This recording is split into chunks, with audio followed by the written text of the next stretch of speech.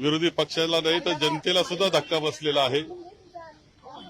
कदाचित सत्ताधारी विजयाचा आनंद मानित असले तरी जनतेनं हा निकाल स्वीकारला असे काही दिसत नाही। ईव्हीएमवर शंका यावी अशा अनेक गोष्टी आता पुढे येत आहेत, त्याची खातरजमा करावी लागणार आहे। असं काय 3 महिन्यामध्ये घडलं की एवढा मोठा बदल व्हावा? आम्ही लोक तर प्रत्येक मतदाराच्या संपर्कात असणारे लोकप्रतिनिधी आहोत। असं असताना असं घडलं काय? नेमकं काय बदल असा घडला? कोणत्या कारणानं लोकांनी अशा प्रकारचा निकाल दिला? असं ज्यावेळेस विचार करतो त्यावेळेस अनेक गोष्टी ईव्हीएमच्या बाबतीत शंकास्पद आम्हाला वाटतायत। आणि म्हणून माननीय आमचे अध्यक्ष, काँग्रेस पक्षाचे देशाचे अध्यक्ष मल्लिकार्जुन खरगे साहेबांनी सुद्धा या बाबतीतलं शंका व्यक्त केलेली आहे। ती शंका माझ्याही मनामध्ये आहे। सर, हिंदी में जानना चाहेंगे किन मुद्दों पर बात हुई आज? हिंदी में जानना चाहेंगे आज किन मुद्दों पर चर्चा होगी? सर, हिंदी में जानना चाहेंगे। नाही, काहीतरी हा घडलं हे तर वेगळं आहे, म्हणजे कल्पनेच्या पलीकडचं आहे, ही वस्तुस्थिती आहे। मी निवडणुका लढतो आणि माझा संपर्क हा माझ्या मतदारसंघातल्या आणि तालुक्यातल्या प्रत्येक कुटुंबाशी माझा कनेक्ट आहे। त्यांना सुद्धा हे खरं वाटत नाही, त्यावेळेस आता कोणाला खरं वाटणार आहे?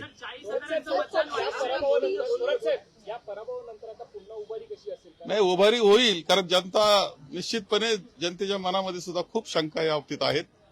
जनता आमच्या बरोबर राहील आणि जनतेला बरोबर घेऊन हा लढा आम्ही लढू आणि पुन्हा एकदा जे काही भांडाफोड करायचं त्यांचं ते झाल्याशिवाय राहणार नाही याची खात्री मला आहे।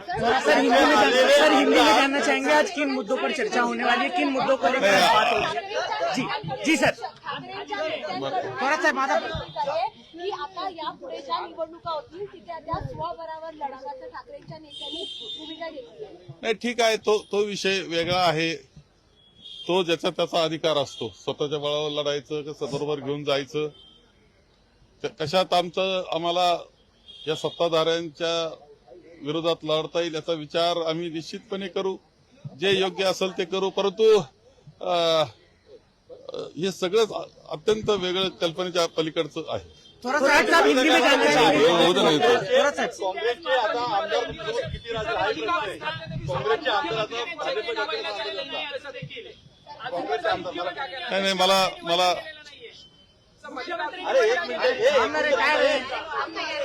काँग्रेसचे आमदार तुमच्या सोबत राहणार नाही असं भाजपचे नेते म्हणतात। आता असं आहे की त्यांना वाटतं तसं होणार नाही। काँग्रेसचे आमदार काँग्रेस बरोबर राहतील, जे एकनिष्ठ आहे ते तर राहतील। आपण मागचे अनुभव घेतलेला आहे, जे कोणी गेले त्यांनी उड्या मारलेले ते पूर्वीचा जुना इतिहास तेच गेलेले आहेत।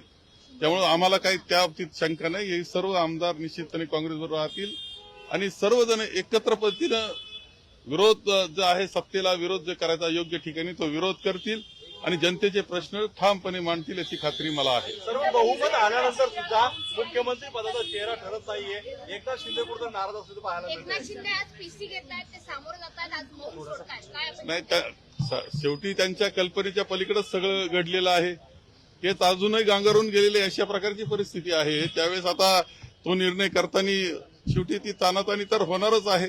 थोरात साहेब, तुमचा जो उमेदवार होता तो आता अशी वल्गन उठवतोय की थोरात साहेबांची खूप दहशत होती मतदारसंघामध्ये आणि ती दहशत संपवण्याचं काम आम्ही केलंय। आता यावा असं आहे, मीडिया आहे, सोशल मीडिया आहे, त्याचा किती गैरउपयोग करावा आणि संगमेर तालुक्यात दहशत होती असं म्हणावं, हे जनतेला माहिती आहे ना, माझ्या जनतेला माहिती आहे, महाराष्ट्राला माहिती आहे। त्यामुळे त्याच्यावरती शंका बाळगण्याचं काही कारण नाही। अशोक चव्हाण यांनी असं एक वक्तव्य केलं आहे की ज्यांनी मला संपवलं आज त्यांचाच पराभव झालाय। नाही का, त्यांनी असं वक्तव्य त्रास दिला, असं आम्ही कोणता त्रास दिला त्यांना? त्यांचा कायम सन्मान होता, आम्ही कायम सन्मान ठेवला, शेवटच्या क्षणापर्यंत सन्मान होता त्यांचा। काँग्रेस ते गेले